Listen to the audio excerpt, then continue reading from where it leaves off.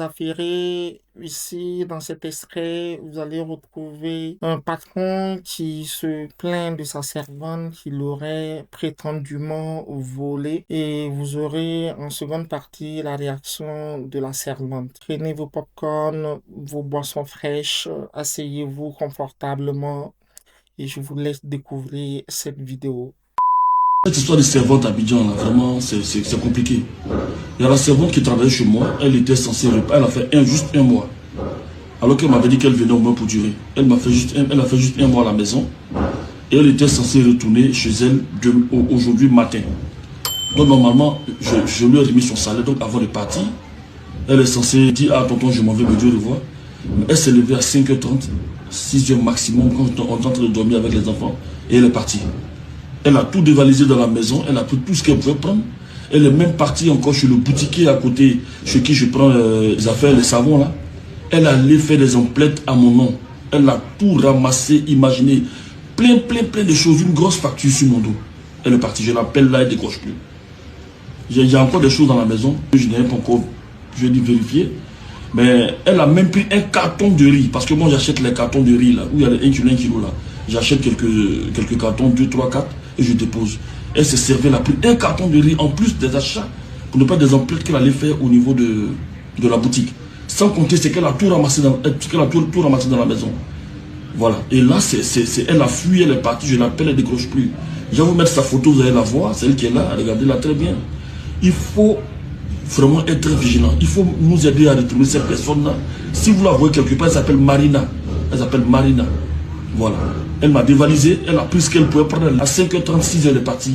Et là, on ne sait pas où elle est. Donc, je fais cette vidéo-là pour alerter toutes les personnes qui sont dans ce cas.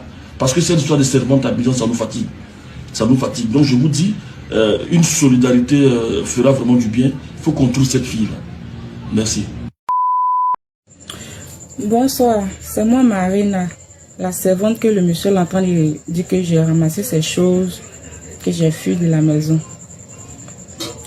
Effectivement, je suis partie travailler sur le monsieur, je suis partie le 12 février. Dans le 12 de ce mois, ça fait un mois que j'ai fait là-bas.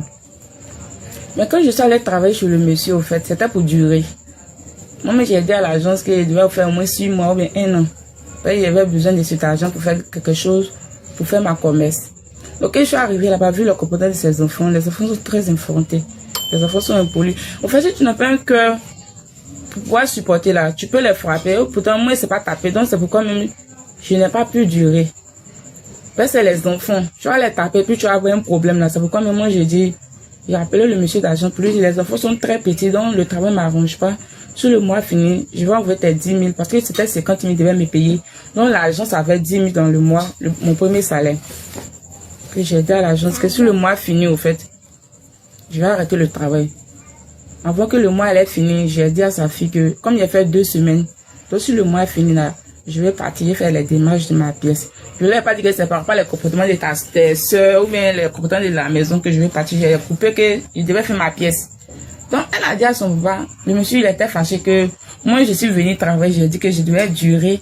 Et puis, j'ai dit que sur le mois fini, je dit, ah, tonton, ça fait les démarches de ma pièce. C'est pourquoi je dois partir, que je n'ai pas pièce d'identité. Donc, le mois est fini, il m'a payé, il m'a dit que j'attends une autre servante. Si elle vient, je vais lui montrer les travaux de la maison. Comme cela, si elle connaît un peu, je peux partir. J'ai dit, ok. Il a attendu 1 semaine. La nouvelle ménagère là, elle venait pas. Donc vu qu'elle venait pas, je les ai rappelés, j'ai dit ah comme le mois est fini, que la nouvelle ménagère depuis elle vient pas, moi je dois partir le samedi. J'avais dit ça le jeudi où il m'avait payé là, que moi je dois partir le samedi.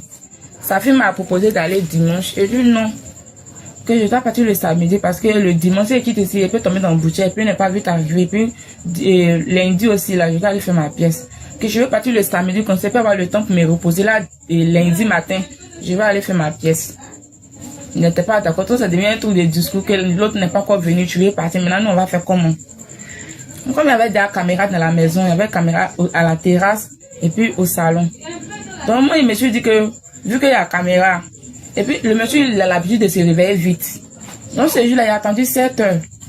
Personne ne sortait. Donc, la caméra, moi, je me suis pas dit que non, il devait faire un genre de vidéo sur moi. Moi, je me suis dit qu'il y a caméra. Mais si je suis parti derrière lui, dans la caméra, il peut voir que je n'ai rien pris. Donc, c'est comme ça que j'ai pris mes choses à 7 heures. Lui, il a dit 5 heures. Pourtant, moi, c'est qu'il était à 7 heures.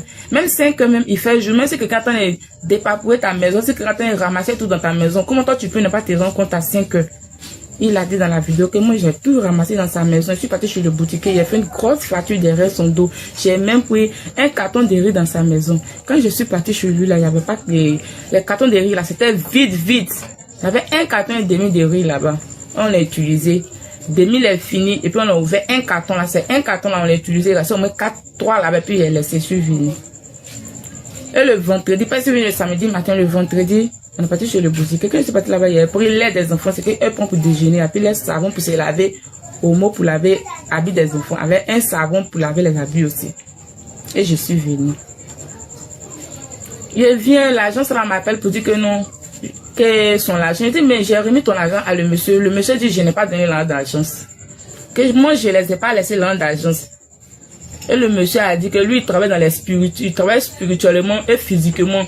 Que si vous avez su vraiment que la fille vous a pas donné l'argent, en tout cas, si moi, mon argent, ça reste pas, il fait des choses.